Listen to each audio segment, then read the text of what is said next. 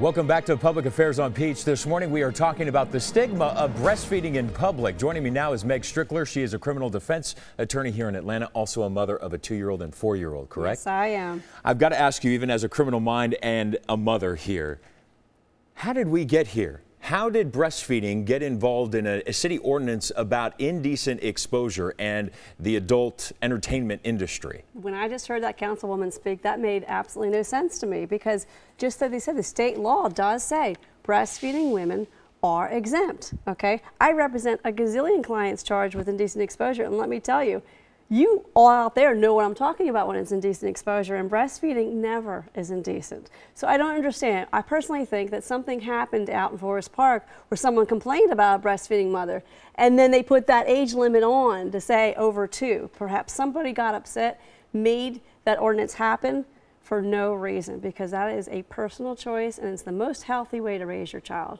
Now, as a mother, is there at some point kind of like a code of conduct when you breastfeed in public? Let's say you're at a restaurant or you're at a park and the baby is hungry. Is there some type of code of conduct between mothers, what is modest and what is appropriate and what is not? You know, honestly, no, there's no code of conduct. I'm feeding my baby, okay? And if something falls and something happens, I'm still feeding my baby. The baby, when they're very young especially, you can't really control their movements. So you're being as discreet as you can, but sometimes something can fall. The code of conduct is when we're all mothers out there, we realize that something could somehow accidentally be exposed. But we are in no way ever trying to expose ourselves to be indecent. We are doing something completely natural. We're feeding our children the way it's always been intended. Does this come to a point, and I'm sure your discussions with other moms out there, you guys had that big nurse in, certainly had an impact on the way the council voted.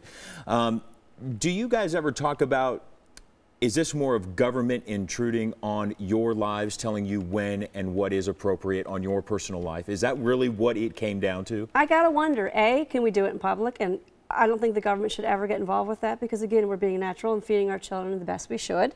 But secondly, I think that age limit, I think there was an impact where the government saying, y'all need to be doing this in private and y'all need to be stopping at age 2. Too intrusive for the government to be controlling either one of those issues. Okay, there are said to be similar breastfeeding limits and ordinances in DeKalb County. We've got in Griffin as well here. Yes. Georgia law, as we said earlier, does not put any age limit on breastfeeding, yet it seems for some reason there are towns and cities that want to take up this issue. And why 2 years old?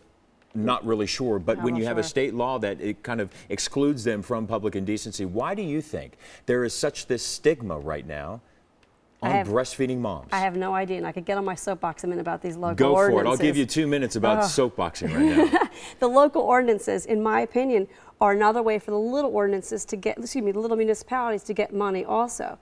You know, indecent exposure is a misdemeanor, but a lot of, like Sandy Springs and I think it was Pine Lake was famous, got all over the news because they were getting all the speeders. So whenever you have a local ordinance, you get more money. But I would love to see a judge try to punish and actually get a fine from any mother from breastfeeding, because the media would hop all over that, and that judge would be put through the mud in the media. The councilwoman we had on the show said she voted against, she's in support of breastfeeding mothers. The reason why she voted against it was because it should have never been put into public indecency in the first place. It's unrelated. I mean, again, I have a million clients who are charged with it, and you should hear the stories. They're fun stories to hear, and I mean not in personal. In other words, I wouldn't want this to happen to me, where people are doing things where they shouldn't be, in McDonald's parking lots, you know, in public parks and whatnot.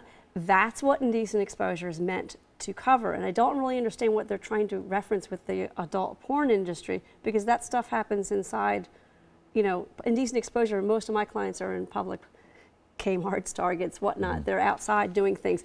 Never breastfeeding. Indecent exposure has a negative connotation, and if with a misdemeanor it goes on your record. Could you imagine a breastfeeding mother getting a criminal conviction for this? No, and certainly this garnered a lot of attention right here in Forest Park. It got national attention, and perhaps the stigma may be removed. I should surely hope so. All right, Meg, thanks for coming on the show. We appreciate it. We're coming right back. We've got a roundup of mothers. I'm sure that they will sound off about it coming up in just a few moments.